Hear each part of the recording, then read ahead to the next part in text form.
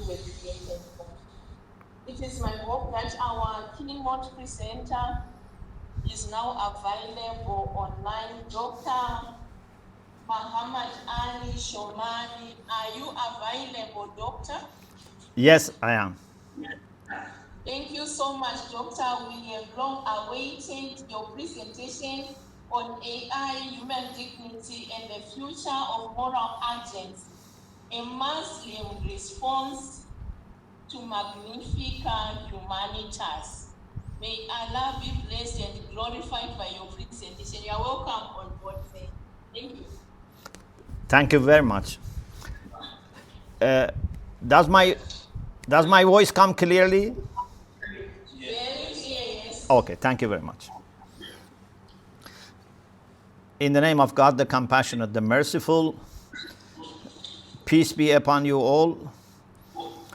I'm very grateful to God the Almighty for giving us this opportunity to collaborate again on a very important topic for our contemporary humanity.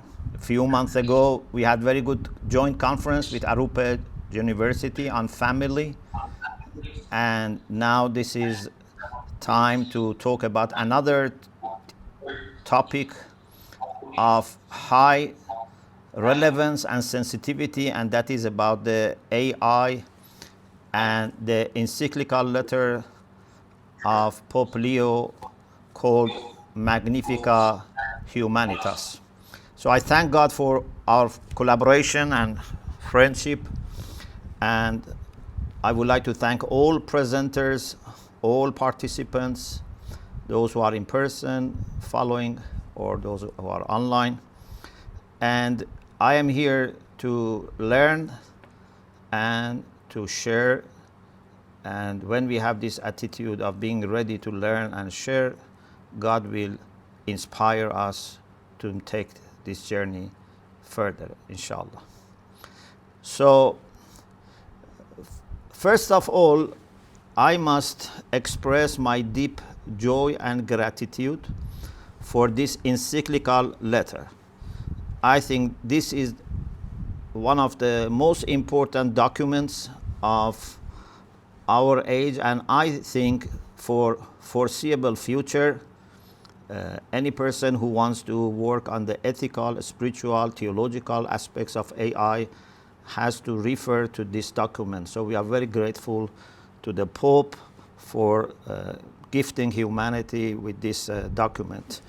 And as we heard from previous speakers, in particular Mr. Munisi, there are lots of similarities between Muslim perspective and Catholic perspective or Christian perspective in general. Although each tradition can contribute and make this even richer, and I don't see any reason why we cannot adopt this document as a common document, but everyone would be invited to contribute so that this discussion becomes something that all people of faith can happily relate to and feel that this represents them, and then we can work on asking policymakers and industry to really observe it. So our main question is not whether AI can replace humanity in the sense that AI becomes human. If AI was really possible to become a human being with all the delicacy that is in human being, I wouldn't have much hesitation about it. We would have more human beings. My concern, and I think this is our concern, is that AI certainly is not going to become human being, and indeed it is our humanity which is in danger. So we are going to lose major elements of humanity if we rely too much on AI, and if we actually leave AI without control and let AI control us and our relations, which are very important.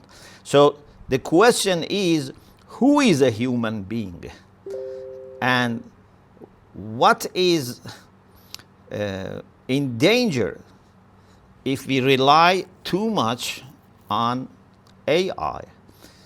And what in particular I want to discuss is about moral agency.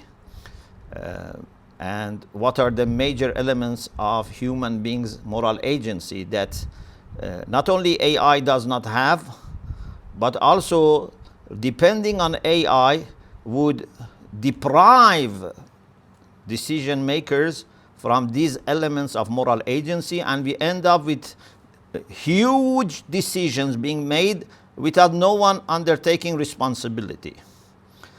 So this is what we are going to discuss. But first, I would like to emphasize on human dignity as a joint principle in both Islamic and Christian traditions, plus African tradition, which can very much help us in this discussion. We benefit very much from traditional understanding of humanity from African culture. So AI must be really checked, like anything else, against this question: how much it respects and honors human dignity. Human beings would not be treated with their dignity if they are treated only as data, only as figures. We already had problem in the 20th century that human beings are turned into figures. You become just a number. You become just a resource like other resources. But now we have problem that we are also considered just as raw data. No respect for dignity, no respect for privacy, no respect for moral agency of human beings. And this is very, very dangerous. I'm not saying everyone who is involved in this AI business is thinking like this, but I'm just trying to alarm that if we are not careful, the trend that we see, especially some of the main players in this industry, it seems that they have no concern much about moral side of it, about human dignity, because this is not present in their discussions. It's more technical side and money and efficiency, but for them efficiency is just reduced to spending less money for doing the same thing. If you can make millions of people unemployed but save money, this is efficiency. So these are big concerns for us. So I'm not accusing anyone, but I'm just saying that what we hear in conversations from some of the major players is really concerning us, and we don't see these big important concerns much present in their, even in their public discussions. And God knows how much these things are present in their own, personal thinking. At least they don't pretend even that they consider such things. So, human dignity is very, very important. And this is a topic that has been very, very central in my thinking in the last, about 15 years. And I have given lectures, I have published papers, and I believe it's not time to discuss this. I believe that actually dignity of human beings is going to be the main concern in future. We may be able to solve problems with, food, about water, about education, about transportation, etc. But I think human dignity is going to be increasingly more and more important and under attack, and therefore more and more it becomes a demand of good people, people of good faith and people of faith. They would all be more and more demanding human dignity to be observed. This is my understanding. I can share with you my reason for this, but in another time. So for us, human dignity is not something marginal. It's something that theologically is very central, but also historically is going to become very, very much dominant in human discourse in future. And any paradigm for future of human being that would not put dignity, which is a major aspect of justice. So I'm not ignoring justice, but I'm saying very important aspect of justice to observe dignity. This is going to become very, very important, and every, I think, human being with responsibility would start rethinking about significance of human dignity. And this is a dignity that we both believe that God has granted to all human beings, to all children of Adam. No geographical boundaries or ethnic distinctions. Nothing can deprive a human being from dignity. Yes, Islamically, we believe that you can acquire more dignity. For example, if you are a virtuous person who brings love and light and peace and justice to this world, your dignity increases. And God says, "Inna akramakum inda Allahi atqakum." The most honorable of you in the sight of God are those who are more conscious of God, and therefore they try to reflect the light of God to themselves and to humanity. So your dignity can increase, but no one can deprive any human being from God's God-given, dignity.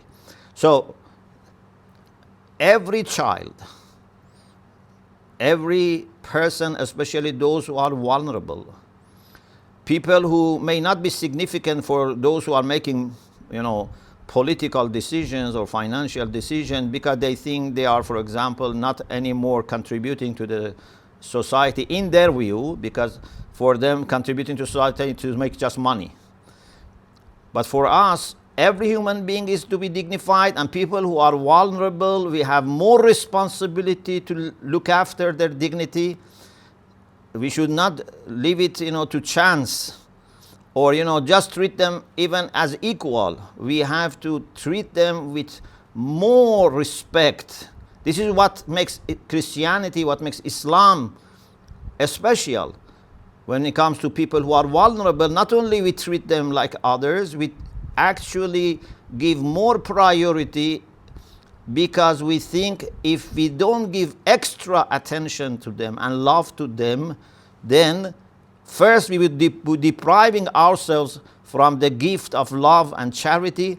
Plus, these people, if receive just equal attention, they can be threatened to sometimes death, or they can be totally ignored. They can just end up with living on the streets or in the ruins. So, dignity for all, but a special respect for the dignity of people who are vulnerable. This is common, and this is very important, and humanity is going to always need this, especially so in future. And also, one common principle between us is that dignity of human being is given by God and is based on human spirit, which is available in all human beings. God in the Quran calls human spirit His spirit. وَنَفَخْتُ فِيهَ مِنْ رُوحِي. God has blown from His Spirit to us. And Muslim scholars say that God doesn't have a spirit, God doesn't have any part, but when we say human spirit is God's spirit, this is to honor human spirit. So our spirit is very, very much respected by God, and He says this is ruhi, this is my spirit.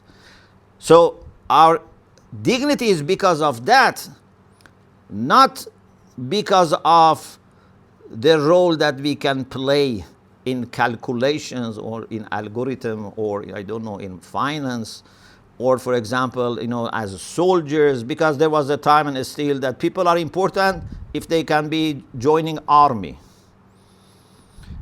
Now somehow similar, people are important if they can join for example industry, if they can bring money, if they can vote for example.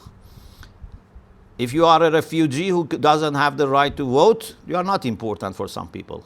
But this is not our perspective. But I don't want to talk more about dignity now because time is very limited. I want to talk more about my main topic in this discussion is about moral agency and how AI should be considered and studied in the light of significance of human moral agency. So, who can be a moral agent? And why we think AI cannot be a moral agent? A moral agent is the one who can discern between wrong and right.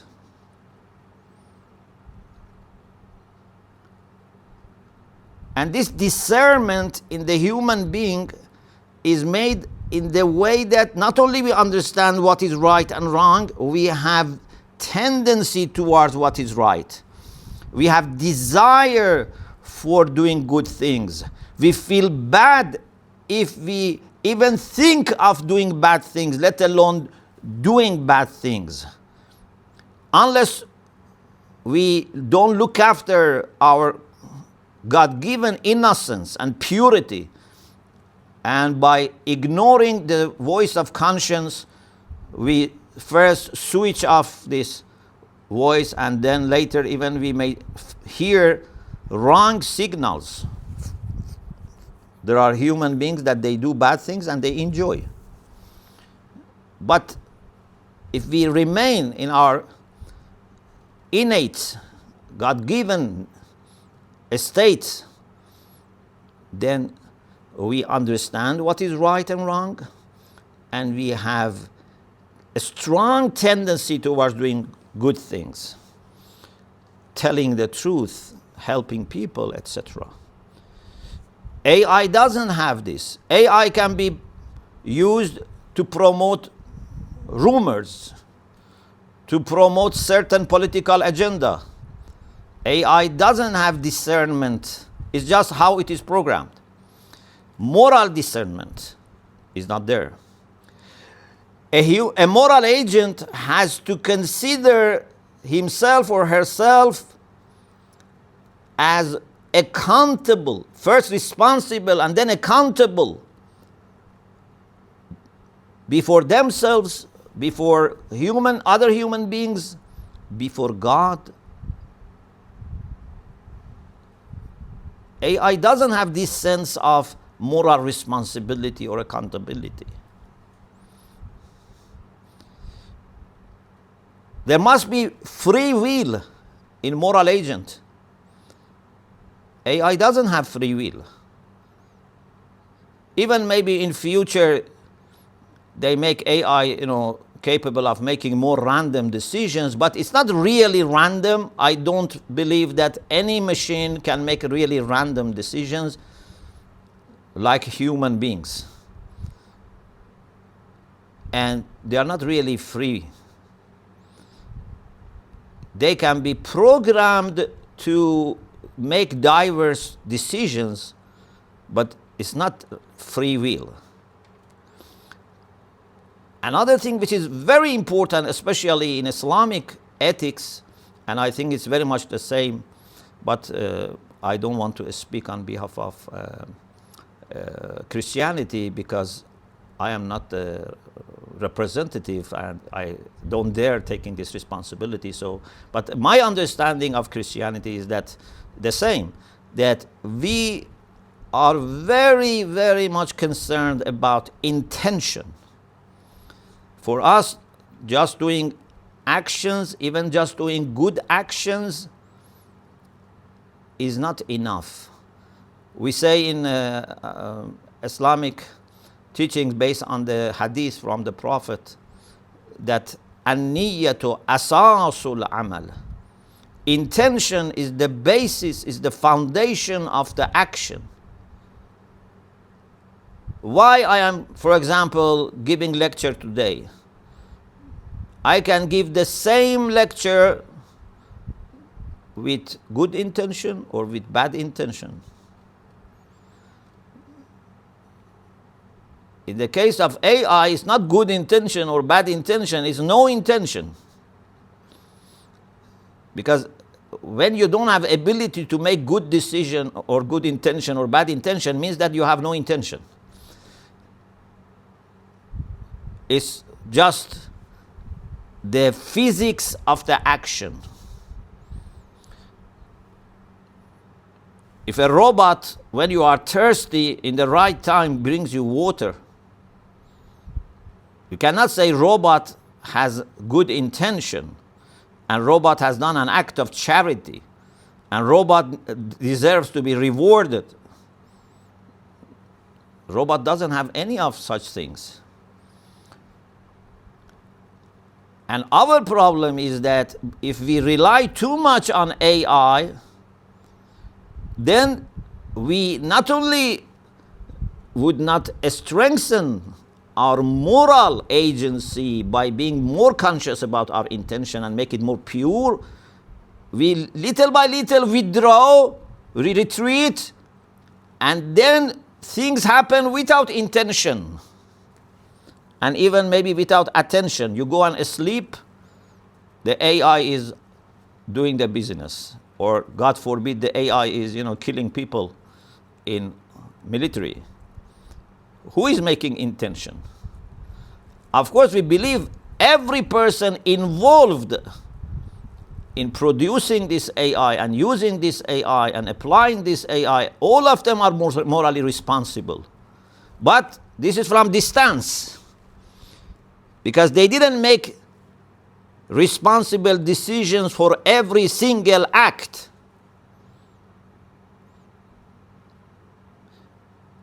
Maybe if they were themselves making these decisions, they could, sometime wake up if they are doing something bad. Or maybe if they are doing something good, they could pray. They could, ask God to bless them. So even for making good things, you should not do it just as a robot. The beauty of human beings is that in every decision, in every moment, can be fully connected to God, fully conscious. You can make decisions with fear, with hope, with assessment, with putting your trust in God, with consultation, all these things that at the same time are because of our limitations, because we don't have perfect knowledge. But these limitations are opportunities for us to learn how to act godly. As a child who wants to imitate adults that he loves, but we are given intellect, we are given moral responsibility, so we are not acting as a child. But I'm just saying how a child imitates those that he loves.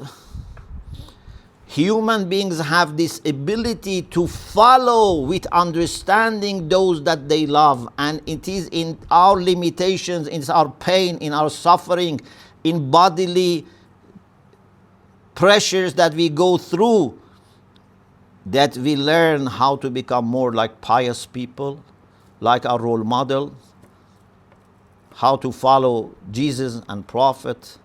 So there is no such a thing in AI. Human beings as moral agents, by definition, even if sometimes they run away from that, they accept that they are responsible for decisions. No one can say, in the court that I am not responsible for my actions. No one accepts that. Unless someone is really ill, mentally ill, they don't have, ability to discern, of course they are excused. But this is not something just to claim, this has to be scientifically proved. But every person accepts that I am responsible for my decisions, even if they don't want to admit. But they know in their heart. If they do something good, they believe that they deserve credit. So this shows that they are responsible. But AI is not responsible for its decisions. Yes, they are responsible in this, which is not moral responsibility. This is another thing. For example, like, you say, I put, petrol in my car, everything is okay, the car is not, starting, so the car has to answer. This is not responsibility. This is, extended usage of the term responsibility. Otherwise, car is never responsible. Whether it starts in the right time or doesn't start, car is not responsible. Yes, those who repair the car, those who maintain the car can be responsible, but not the car. AI is never responsible. Another aspect of moral agent is that the moral agent must see other people, especially those who are affected by his decision and act, as people who have dignity and respect. It's very important in every moral agent. If you don't believe in respect, in honor, in dignity of people that are affected by your decision, no moral system, at least Islamic moral system and Christian moral system, would accept that. If you are a doctor, a nurse, or a patient that refers to the doctor, you have to consider all parties involved as people who deserve respect.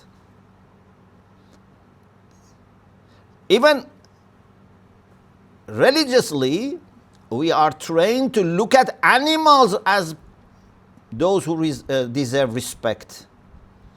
Even the way we talk to animals in Islamic teachings is very important. I cannot use bad words and rude words even when I talk to a horse. Even objects which have no life deserve respect. Even water, even soil deserve respect. But does AI have this sense of respecting, honoring? Does AI treat an ill person or a mother whose husband is killed and is trying now in Gaza to look after children? Does AI have any respect for this human situation? No. We don't blame AI because AI is not responsible. We blame people who don't use AI properly. And people who develop AI without thinking already about what problems we are going to face. We should not just run after technology and try to fix the problems. For such things that can be irreversible consequences, first we should have endorsement, green light from major moral voices in the world. And then industry should be going after advancement. But unfortunately, people just go forward because they can do it. And the Pope very beautifully has said this. To be able to do something doesn't mean that we should do it. So these are some aspects of moral agency. I mentioned two more. One is also that every moral agent, when realizes that he or she has made mistake, is capable. I'm not saying everyone does this, but at least they are capable, and virtuous people, they do it. They are able to feel sorry. They are able to regret, to repent, and to try to compensate. This is very beautiful. I wish we human beings, never make mistake, but this wish is not realistic. We make mistake. But even this is made very beautiful thing for learning. God has enabled us to acknowledge our mistakes. And then this acknowledging mistake, admitting mistake, repentance by itself is great. We should try to avoid mistakes. I'm not saying we should be careless. But if mistake has happened, even if, God forbid, sin is committed, we are able to admit. We are able to regret. We are able to feel sorry. We are able to try to compensate, restore. Maybe we cannot 100% restore the damage, but we can try. AI doesn't have this.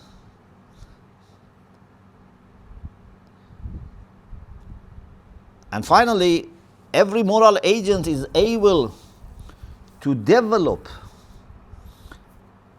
by the passage of time. When you consistently, or even if not 100% consistent, but for the most part you have tried to make moral decisions properly, you have reflected on them. If you have a mistake, you have tried to correct them. So you develop a moral character.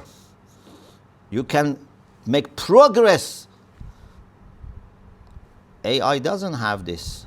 There is no moral progress in AI. So, as I said, there is no way AI can become a human being. But our problem is how much we human beings are going to withdraw from our moral responsibility and weaken our humanity by relying too much on AI. There are many aspects that we can particularly reflect on the consequences of irresponsible use of AI. But in particular, I would like to refer to some aspects, and I know the time is getting close to the end. One problem is that I'm very worried about relying on AI, reducing, weakening our search for truth, for knowledge, for learning. Especially for the new generation who from the very beginning have AI available. Even now, people in primary schools, whether we like or not, they have access to AI. Are these people are going really to learn how to study, how to do homework by themselves?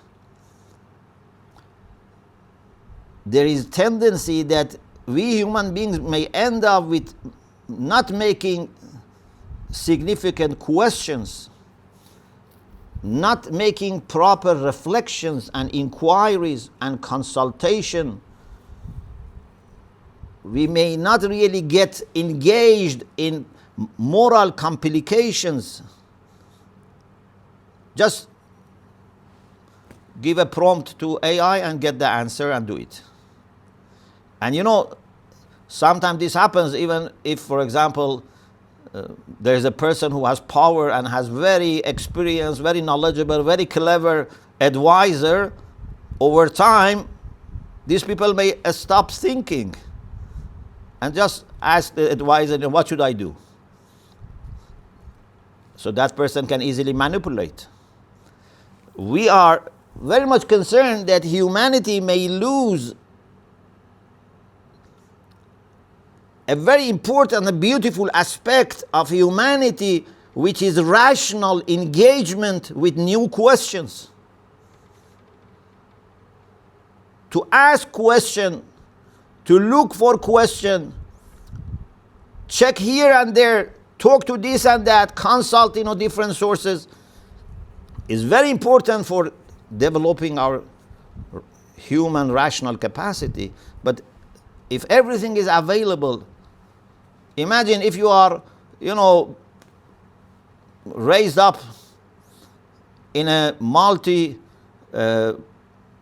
cultural restaurant, when every time you were hungry, tens of different cuisines were available. Would you in such environment ever learn how to cook? If everything was available? How to develop a sense of eating after hunger? There's a beautiful taste when you eat after hunger, when there are times that you have nothing to eat. But you would never develop such things, which are very important aspect of humanity.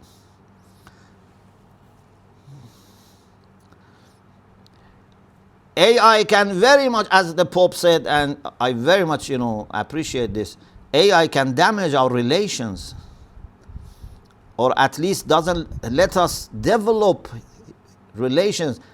To learn how to make relations and how to maintain them and how to grow them is a very important aspect of human development. We are by nature social. We are by nature relational. And we need to safeguard this.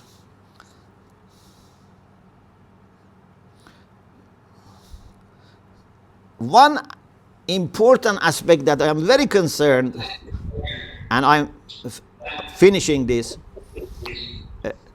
is about work. Again, we find this in the Encyclical. Working, having job, is not just for making money to afford your basic needs, etc. A very important aspect of human life is to work. It's important for our physical health, for our mental health, for our spirituality, even for survival of society, of families. It's very important that people are able to work. This develops our talents. This brings sense of responsibility. This brings participation in family, in society. This is an opportunity to serve. This is also a test for our morality when we work and we are interacting with other people, etc. If automation, if usage of AI reduces jobs, this is very dangerous. If someone says, okay, we are going to be more efficient and we can, you sit at home and we just send you money. This is very dangerous, very destructive, morally destructive, socially destructive. It damages families. When people have no responsibility, when people have no way to do things to bring money to family and feel very enlightened and very much encouraged that I have looked after my family, or the family looks at the person, whether the father, mother, or both, who have worked and they are looking after them. If they think, no, government is giving me money and, I don't need my father or mother or my husband or, my wife, everything is provided by AI and, machine. we are going to go through big loss in all these ties that can keep us together. So we need to be especially very careful about job opportunities for people. This is very important for dignity of people to be able to work, and human beings should not be compared with robots and AI and say, okay, whoever is more efficient, we employ that. We need to create more jobs for human beings. We need to safeguard the jobs which are available. And if we save time by using and energy and money, then we should invest it on making more jobs for human beings. This is very important. So let me finish here. This was just a kind of opportunity to raise some of the concerns. We still have lots of things to discuss, but I'm very grateful to God again for this blessing that in this fraternal atmosphere we can discuss these things, and we pray to God to guide us in this important point at the history of human beings and enable us to understand what are our responsibilities as Muslims and Christians, and our joint responsibility as believers in God. Thank you very much for your attention.